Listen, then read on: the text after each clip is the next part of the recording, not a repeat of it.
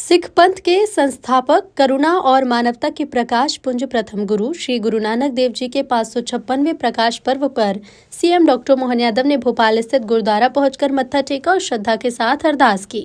मुख्यमंत्री डॉक्टर मोहन यादव ने यहां शबद कीर्तन का श्रवण कर सभी को प्रकाश पर्व की शुभकामनाएं दी।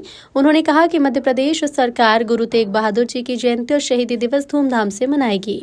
वाहेगुरु का खालसा वाहेगुरु की बोले सो निहाल। प्रकाश पर्व की मेरी अपनी ओर से प्रदेशवासियों को, देशवासियों को बहुत बहुत बधाई। आज हम सब के लिए कार्तिक पूर्णिमा और ऐसे में इस गुरुद्वारे में गुरुवर जो साक्षात ईश्वर समान थे, गुरु नानक देव जी महाराज, उनके प्रकाश पर्व की लख लख बधाइयां, आप सबका अभिनंदन। गुरु नानक जी महाराज 556वें प्रकाश पर्व की मेरी अपनी ओर से अनंत शुभकामना, मंगल कामना, बधाई।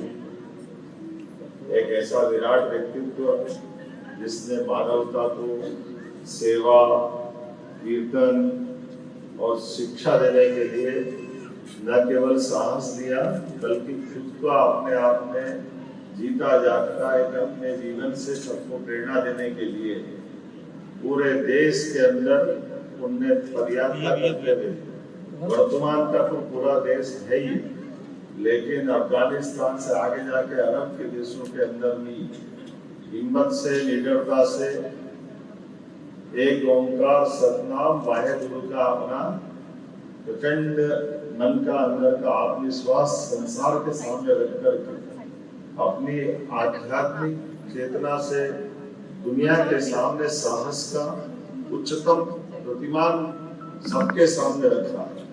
वो भी उस दौर में जिस दौर में कभी कोई सोच नहीं सकते अरब में। आज भी अरब के अंदर बड़ा कठिन जाता है, लेकिन सब में ईश्वर एक है।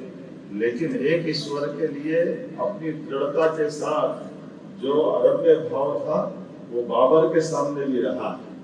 बाबर और बाबर की सेना और अफगानिस्तान पे भारत में आना, इन सब के प्रति भी जिस प्रकार से उन्होंने अपनी दृढ़ता के साथ बात रखी। जीवन की कई सारी घटना बहुत सारे प्रकार से जुड़ी हुई, लेकिन अपने मन के भाव के आधार पर सारे मनुष्यों में परमात्मा एक है।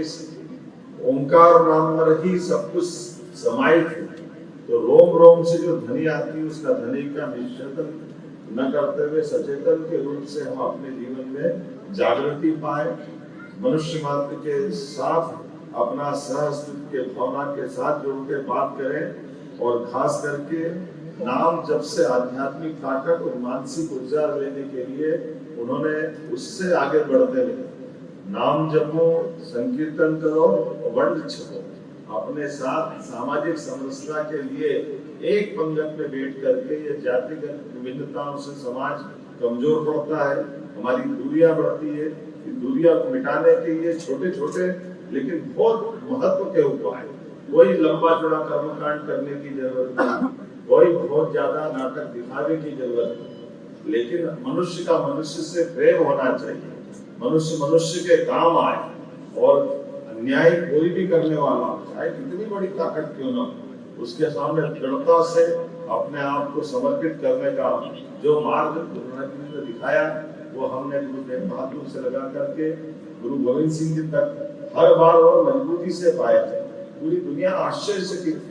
एक तरफ वो आंधी के सामने हर एक कोई सरेंडर होता जा रहा है, लेकिन चाहे अफगानी हो, चाहे मुगल हो, चाहे अंग्रेज हो, हमारे सिख समाज में गुरु नानक जी के उस मार्ग का सदैव सिर माथे पे लगाकर अपने आप का बलिदान कर दिया, लेकिन कमजोर नहीं पड़े। हमें इस बात का आनंद भी है और हमें इस बात का गर्व भी है।